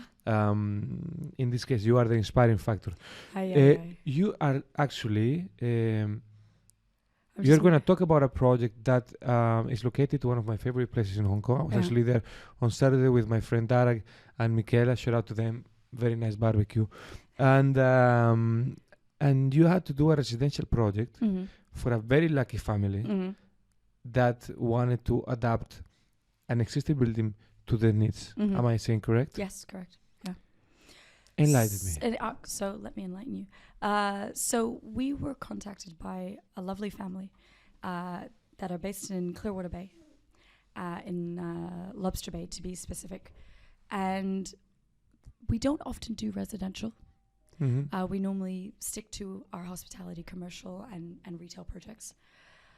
But this project was too good not to say yes to. The residential projects that we have done are very special. And we either, of course we fall in love with the client, but we also fall in love with the project and we can't help ourselves. And we're like, this could be interesting. So we saw the site and we said, we'll do it. And what I'm going to do is slowly walk you through a presentation and show you some of the background work. Now, this background work involves our concept. It also involves our planning. So what's so important is you see the background to everything. It's so hard, particularly for me as a designer, when someone shows me a beautiful image and I go, oh, that looks amazing, but I have no context. I'm like, do you have a plan? Because if I have a plan, I can read it. If I don't have a plan, I actually don't really know what I'm looking at. So it's very important that we delve into the development of the design. Yes. So this particular project, it was important that we, the client's brief was all about, connecting to nature. They had this phenomenal location looking over Lobster Bay. Both the headlands just hug the bay itself. It's quite a special spot. They, as well as connecting with nature, they also wanted to have a space which was really for their family. And they have a very young daughter and, they want to live here for the next 10 years or so on. And so they really wanted to make a space that was really customed for their family and their needs. The couple are English, they're British, and they're very connected to their English roots. And they love all the detail in terms of the English flora and fauna. They love this idea of a country house. They also love a neutral palette and molding and details and so on. So we wanted to also bring those elements. So a little bit of their history, a little bit about their current space and their surrounding environment. So it was all about having dedicated spaces. And we looked at the space because it's 2 floors and we said, how are we going to divide everything? How are we going to put it together? So we first thought of an element like not a Rubik's Cube, but a building block, almost like when you're a kid and you have the timber elements and you make them all work together. We're like, how are we going to place these? Because there were also requirements in terms of storage and so on. So we're like, how are we going to make this work? And so what we always like to do, first and foremost, is assess the site.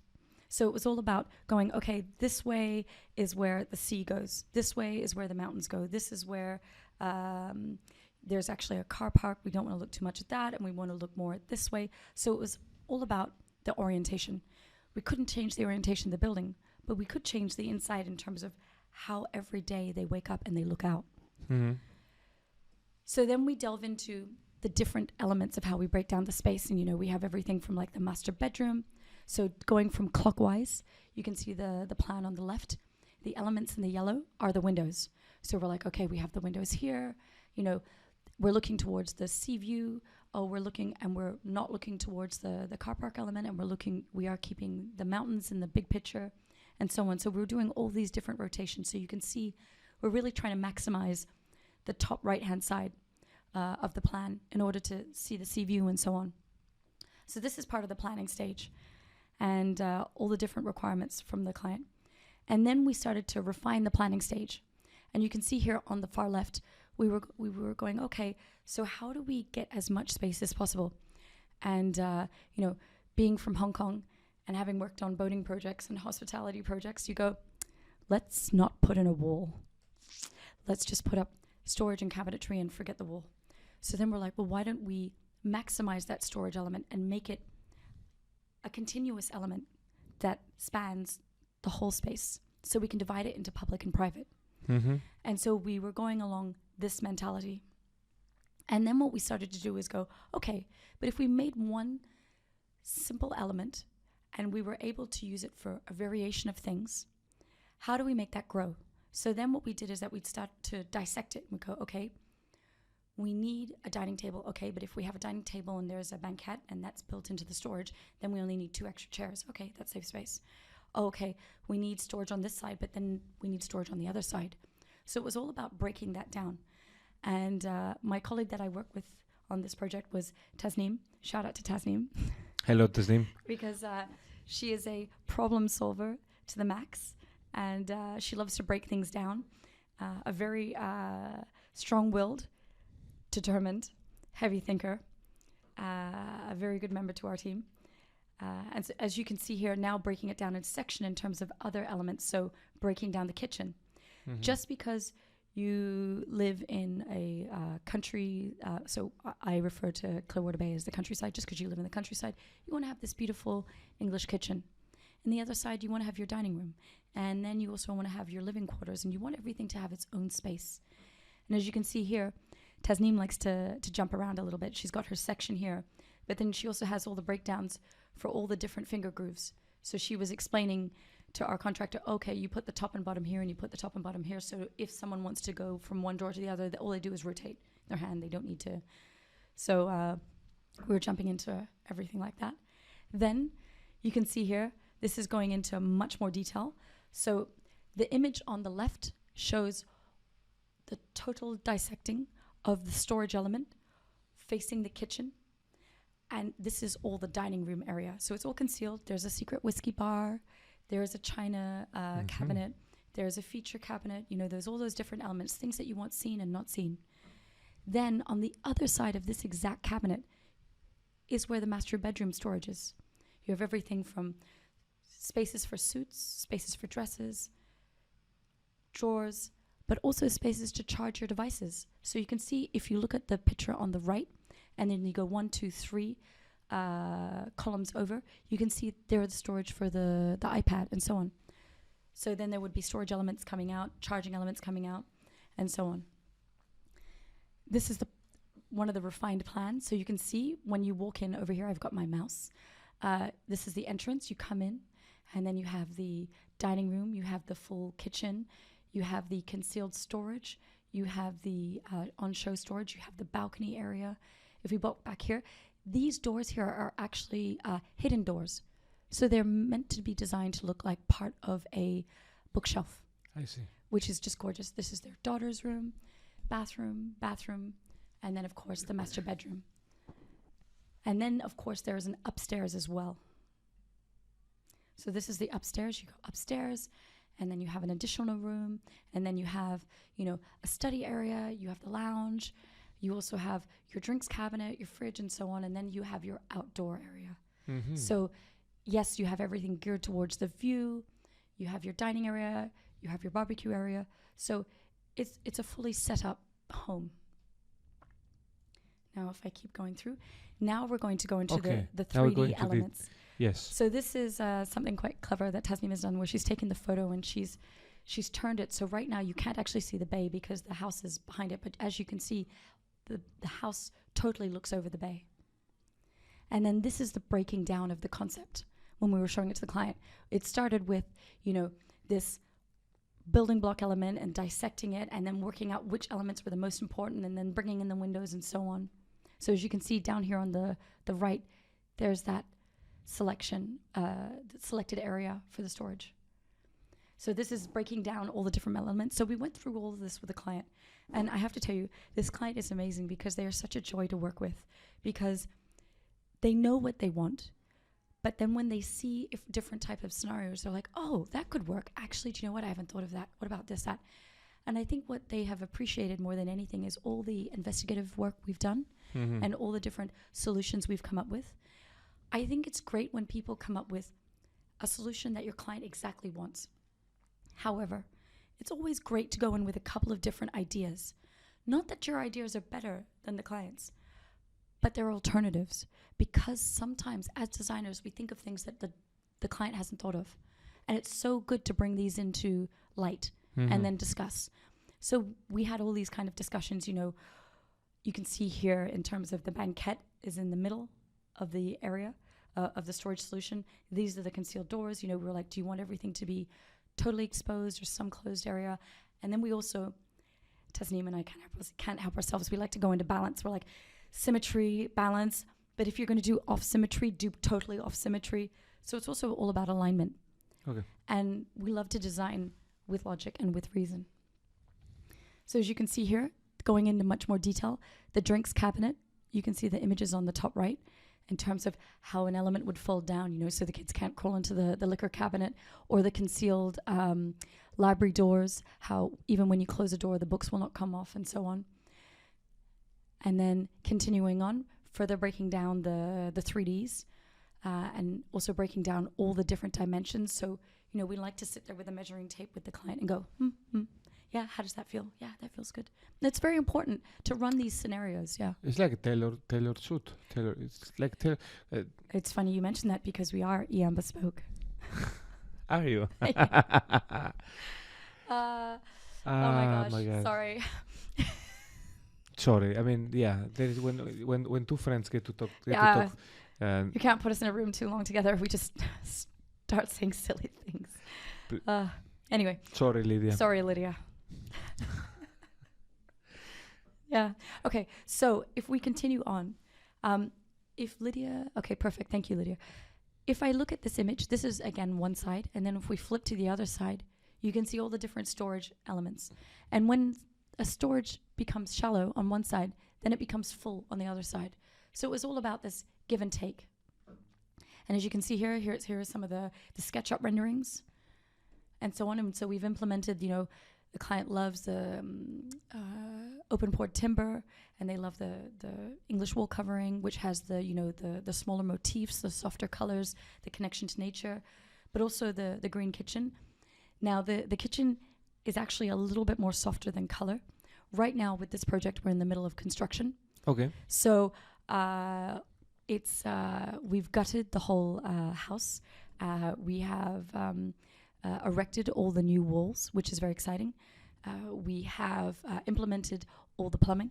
And so now we're at that space where we keep visiting. Actually, Tasneem is on site at the moment. And we're refining everything. So, we've selected all the different colors, and we've said, this is green, but how do you feel about blue-green? And we have found this color, which is an in-between color. And these are from Faro and Bowl, which are quintessential English paint colors. And the client just both went, oh, blue-green, it's amazing. So this project will be beautiful when it's finished. There's another image, and then this is looking from another direction up to the stairs. So they go up to their top floor, and then looking at the storage elements and so on. The thing about giving them such a detailed preview of their home is that they can dream about it way before they move in. Yeah, and I think it's important because back in the day, at least when my dad was an interior designer, it was all sketches. Mm-hmm. And you had to have a lot of faith in the designer. And renderings are great. Our client is amazing because, in fact, our client's husband, he's able to work in 3D, and he also has a technical background, and so he loves seeing this detail. But he knows that these are not photorealistic renderings. These are meant to be SketchUp renderings. They're working renderings. And he said, I love understanding everything. Whereas we have some clients, they see the SketchUp rendering, and they go, I don't get it. And that's totally fair, because some of us are not three-dimensional and others are. With some clients in the past, what Lydia and I have done is, particularly for the design build project, we sat down with the client and we had a SketchUp fly through. And we flew through the whole thing because he wanted to understand, roughly how much space between which space and so on. And he really liked it, but he could visualize that. Whereas I've had some clients in the past that go, I've just got to take your word for it. And I'm like, nope, we're going to get you to comprehend this. Yes, well done. You must. You better write things down and sign off on every page of the contract. 100%. Because the last thing you want someone to feel is that they did not get what they thought they were going to get. Yeah. And very often in design, we speak a different language. We speak design language. And so very often we're saying certain things about spaces and volumes. And though we can give someone a plan, not everyone can read plans. And even if you sit with someone side by side and you run through the whole thing, they have a lot of clients will say, take this bathroom and just rotate it and put it there. And I go, I would love to. But if we do that, there will be no space for the door. Yeah. Oh, we'll make it a sliding door. Well, actually, that wall cannot go into a sliding door. It's not that you don't want to do what they want to do. It's just technically it doesn't work. Yes. And there's also the logistics in terms of, pipes and so on. Sometimes you just can't put a pipe there. So No, it's true. It's like when you go make a suit and then you start giving them instructions, especially when you're younger and you do the first couple of suits and they say yes. Did you have a bad experience for Fernando? Oh, I had many bad experiences. Yeah. And then you realize it's crap. On the other side, when you go to a tailor and he's telling you, no, that is not going to work. No, you need to change this. Trust me, I'm going to do this. At the beginning, you're a little bit annoyed. Yeah. But then it's like, okay, I can just close my eyes and let myself go. Mm-hmm. Is that a maturity thing or is that a... Probably. Probably. Is the ego receding and the testosterone just coming down just a bit. Just because you're now a father? I'm just older. No, don't say that. I am older. Yeah. I mean, people can check and see. No, but it is true. It is true, and I think that it is especially important that you focus on this guiding role that you have. It's very important, and it's funny because it does happen sometimes with clients when they go, "Oh, I had no idea it was going to look like this," but you can verbatim show them a picture, and then a 3D, and it's all identical. Mm-hmm. And I don't want to say that it's them being unfair. It's not. What can often happen is some people do not have a 3D mind. Mm-hmm. And so that's why every single element we review with a client. For example, the green kitchen that we were talking about, we originally went with green, and we showed green in the renderings. We had a green color swatch.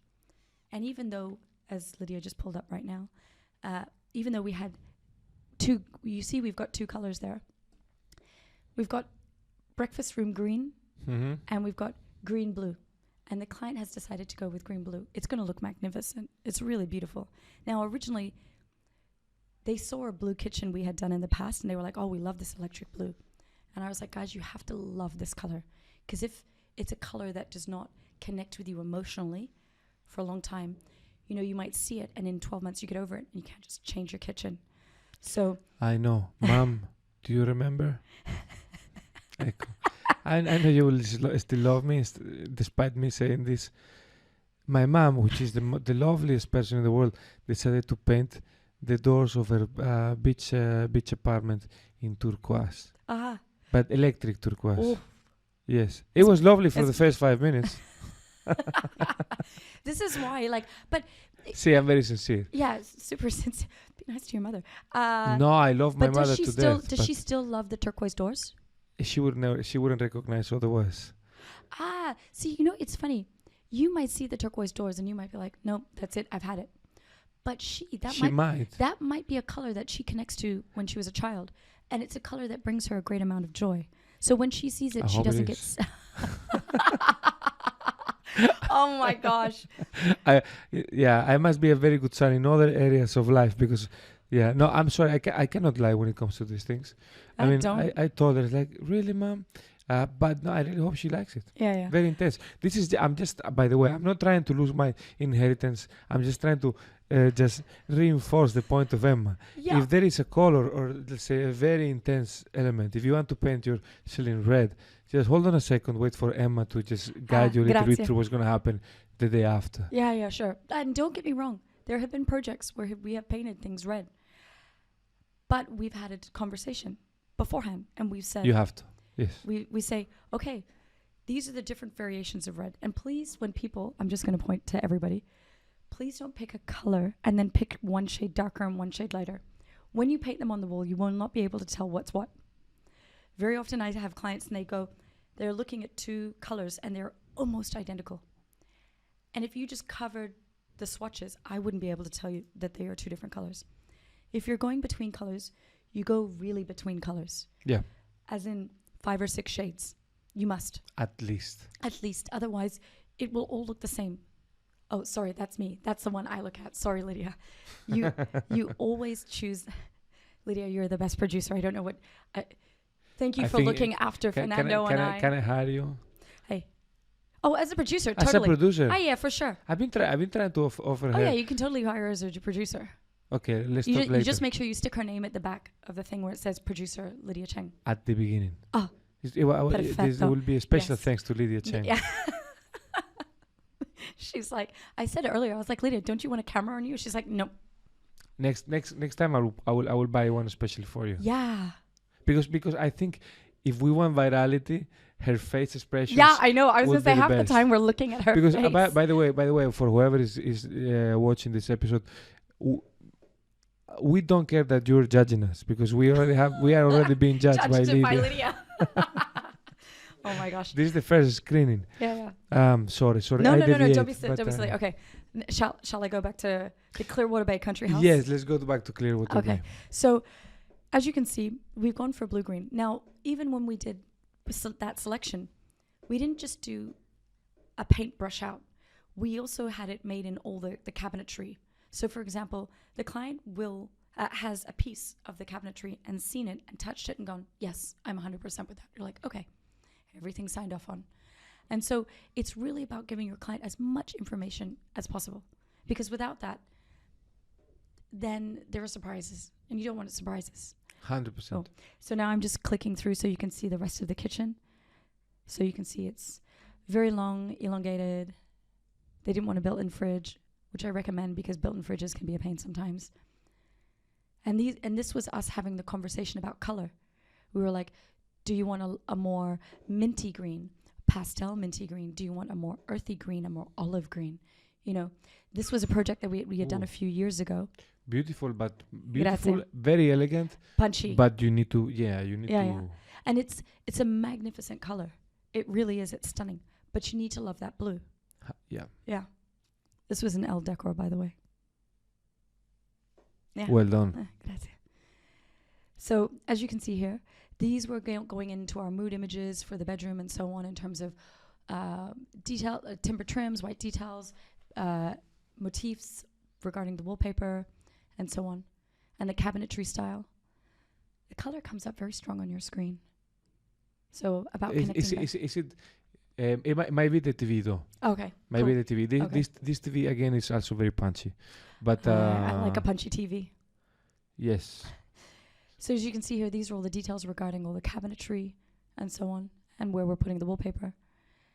And then these were the different introductions of colors. So the client actually preferred this wall covering because it connected better to the kitchen, because they've decided rather than going green, they would go blue-green.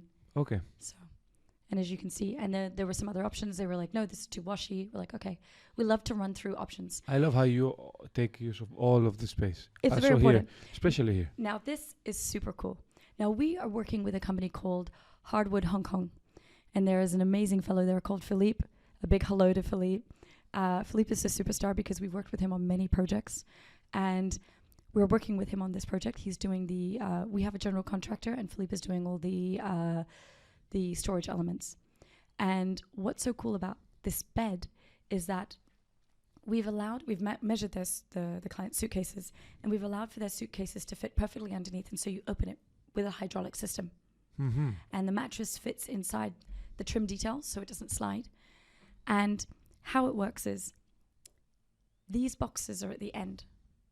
And these boxes all fit in again, and they reinterpret or reappreciate the original concept of the idea of the building blocks. And so this was an extension of their wardrobe in terms of smaller items, you know, whether it be bits of jewelry and so on. We have got a separate jewelry cabinet, but these are all separate elements. And when we showed this to the client, they loved it. One question for you. Do you have any ratio between space dedicated to living and space dedicated to storage that you like to respect? That's a very good question. There are suggestions that I always make to clients, just depending on the size of their home. However, I often keep that to myself until I see their existing home. Because only when you see someone's existing home do you understand what you need to account for. Okay. Because I have worked for clients that have had 4 rooms of clothes, or clients that have had 1 IKEA cupboard of clothes. And so, no, I know. Who is that? They're all about capsule wardrobes. Do you have any friends like that? Well, I'm not one of those people. I was. That was the origin of my question. So, I actually great respect for people that dress simply. I think it's very stylish. 100%. I'm not joking. I'm actually the not capsule joking. wardrobe. Yeah. Yeah, I think it's cool. Yeah, so do I. I respect I would it a love lot. to. I would love to be more like that. So I have a rule: if I buy something, I have to then let go of something else. All right. Yeah. So. Makes sense. Yeah, because I'm at my capacity. So, when we work with clients on their storage, in my mind, I often assume that everybody has, and I use this. I use IKEA as a rule of thumb. 2 wardrobes of IKEA. Okay. And 1 big drawer, a chest of drawers. That is around. I always assume standard for 1 person. However, some people have much less, some people have much more. And so it's always important to actually understand what you're working with. Now, I use that room for, that rule of thumb for Hong Kong. Whereas my twin sister in Australia, she has worked on some magnificent residential projects in Australia. And she also has had the clients that have 4 rooms of clothes. And it's all about what's relative. Yeah, Someone 100%. jet sets a lot, so they need several different types of clothes, or several different types of clothes for different temperatures, and so on. But you always need to visit someone's home before assessing the storage. So I meet people who go, I need so much storage, so much storage, so much storage. I go to the home and I'm like, actually, you don't need too much. And other times where people are like, yeah, we might need storage. I go to the home and I'm like, oh gosh, how am I going to fit their storage into the new place? So we often, very, very often we measure. And very often before people move, and this is a part of the project that I don't get involved in, very often when people move or do big renovations, I always say, you need to cull. You need to do a Marie Kondo. You need to do that. And they go, oh, could you help me with that? That's not my job scope. Do you think there would be, totally random question, there would be business opportunity for someone that want to dedicate themselves to Marie Kondo, someone's life? Yes, there are people like that in Hong Kong. Really? Yeah. Successful? Full-time job? I assume so. Do you know any? Not personally, but there are a couple of businesses. Oh, I would love to reach out and actually learn from them. There are a couple of businesses, because the tricky thing in Hong Kong is, and I do think Hong Kong is a really good environment for people that have this expertise. Yeah. Because we live in smaller spaces. I don't care what anyone says. Even if you have a house in Hong Kong and it's enormous, if you lived anywhere else, it could be bigger. Mm-hmm. Whereas in Hong Kong, like many people will have a room and then their closet will be in another room. It's very common. And what I have found is people often need to reclaim their space for themselves, particularly during COVID. During COVID, the kitchen table became daddy's desk, mummy's desk, and baby's desk, or a daughter's desk, or another daughter's desk, or another child's desk. So the kitchen table, yeah, exactly. I was so lucky we had the office. Exactly. See, the office for me during COVID was a godsend. Salvation. Completely. So that's why we are old millennials. Yeah. We like the office. She's the old millennial. I'm just the millennial. Just joking. Elder millennial. But the office is a safe haven, and I think what people didn't know for so many years was you could compartmentalize. Mm-hmm. Work is here, and home is here. And one of the tricky things that came out of COVID was that we didn't separate. Yeah. All our work was, well, not me, because Lydia and I went to the office every day. Literally, we did not miss a day. We went into the office every day. People could not differentiate between not just physically where work started and where it ended, but also where their home life stopped and ended. Yes. And this is why it's so important to have designated spaces. So very often I say to people, if you have an office area, make it separate. If you have anything area, if you like, I have a TV room. Yeah. Well Because this is a personal thing. I don't like the look of TVs. Seeing a big black screen on your wall is not so chic. I think it's bad feng shui as well. Really? Yeah, we Katrina bought a board of feng shui, and a TV is bad really? feng shui. Yes. So I also find what has been so tricky about the TV in this day and age is that we arrange our lives to focus on the TV. For example, a TV, you have a living space, you put a TV up, and the lounge, the armchairs, the coffee table, everything is geared towards the TV. Mm-hmm. And back in the day, at least even my parents' day, they used to say to me, well, we didn't have a TV when we were growing up. We had the radio, and we would all sit in the lounge room. Looking at each other. And we would either be playing cards, or we would be doing crossword puzzle, or we'd be reading, and the radio would be on. But we would all be together, and we were together because we were all listening to the same thing. So there was an inclusivity about the whole arrangement. Yeah. However, the issue is this day and age, families are geared towards the TV, where as soon as you walk into the house, there's a sofa, there's chairs, and everything is geared towards the TV. They watch a movie at night, and everyone is on their own computer or iPad. So everyone is totally disengaged with what's going on in front of them, and what's with going each on, other. and with each other. Yes. And that for me is really sad. So in my house, there's no TV in the lounge, in the living room. It's I have a big round dining table, which I work on if I work late at home. And I usually have a puzzle. Mm-hmm. And my friends always laugh at me. They come over, they're like, you have a puzzle? You're like a little kid. No, it's nice. And the reason I have the puzzle is because on public holidays, a friend will come over, or a couple of girlfriends will come over, we'll have a cup of tea, and we put the puzzle together, and we talk. I think that's a great idea. Yeah. I'm gonna copy that. Actually, I do puzzles with my daughter, but they're still not extremely challenging for me. No. They have pieces the size of a tile. Yeah. Tell me. Can we? Before our producer needs to go, because because we have certain limitations. Otherwise, we would be making a David Fincher movie. Yeah. And I would love that, but. The sun angle is changing, and she has to go to a job site. Can we at least get to the cherry on top of the cake? Okay, cool. So if we keep going, thank you, Lydia. Here's the bed design. These were different arrangements of the bed design. We thought we could take the green in the kitchen and bring it out, but we've decided to keep it simple, not too crazy. This was the design of the daughter's room. You can see we were going with really fun, sweet, lots of cute elements. You can see that this little mouse on the left, that's actually a door handle for the drawers. Mm-hmm. This is the little daughter's room. And we were going through different arrangements of wallpaper and what we would do. Again, keeping it very quaint and sweet with the motif, the striped Roman drapes and so on. Bathrooms, you can see here with the tile, everything's very textured. Again, playing off that blue-green detail. A lot of storage, nice crystal clear tempered glass, large panels. And now we move upstairs, so the different types of molding we would use and so on. Going up the stairs. Oh yes, this is a cat wall. That's super cool. Isn't that super cool?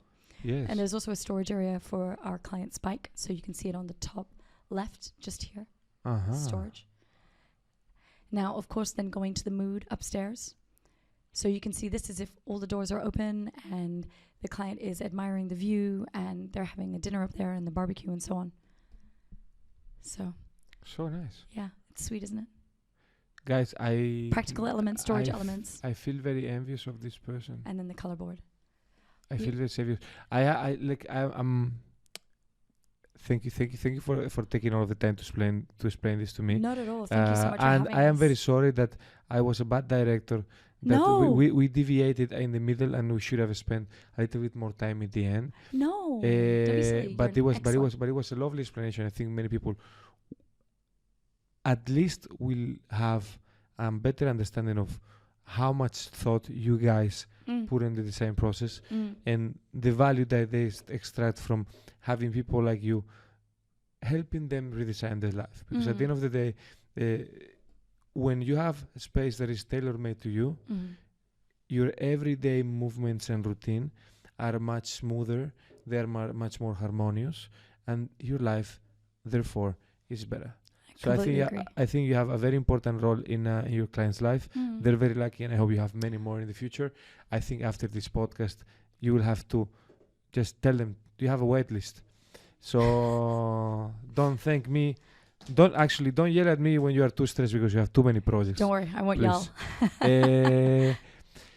Thank you for coming. I think we have to definitely make this a recurring event. Anytime you have a super cool project, can come here and we can chat and have a tea.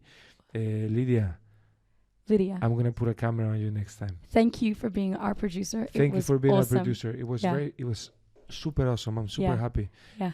And for everyone else, enjoy the weekend. Have fun. Reach out to them. We have a bunch of links in the description so you can check their projects, who they are, where you can actually visit them, and all of these brands and companies we refer to. So thank you for helping her, for helping in a secondary effect to me. Be happy. Ciao, ciao. Grazie, Fernando. Ciao, Emma. Ciao. Thank you, Lydia. Ciao. Now I know you need to. No, wait. I do the stop. Because these few seconds